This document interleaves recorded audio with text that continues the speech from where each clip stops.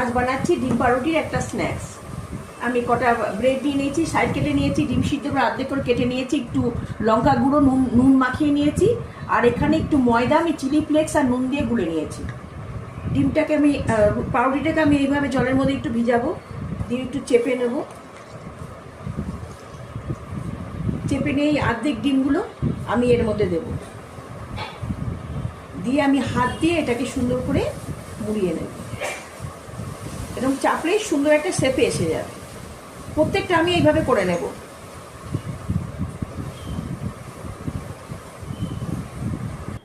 সব ব্রেড আর ডিম দিয়ে এগুলো আমি এরকম করে গড়ে নিয়েছি।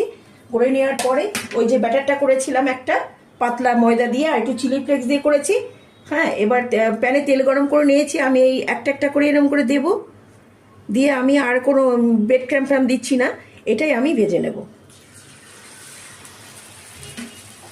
সব কটা এরকম করে দিয়ে দেবো।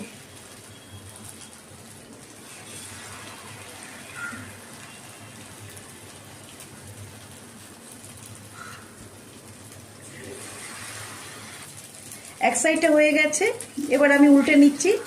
সুন্দর একটা কালার এসে গেছে। প্রত্যেকটা আমি এরকম উল্টে নেব। উল্টে পাল্টে আমি সব কটা এইভাবে ভেজে নিচ্ছি। আমার এই স্ন্যাক্সটা আমার রেডি হয়ে গেছে। এইভাবে করে খেয়ে দেবেন, বাচ্চাদের টিফিনে দেখবেন। রোজ রেগুলার এমনি রুটি আর ডিম খাওয়াচ্ছেও একটু একটু অন্য রকমের হলো। এটা করে খেয়ে ভালো লাগবে। ভালো লাগলে লাইক কমেন্ট শেয়ার করে দেবেন। সুস্থ থাকবেন, ভালো থাকবেন, ধন্যবাদ।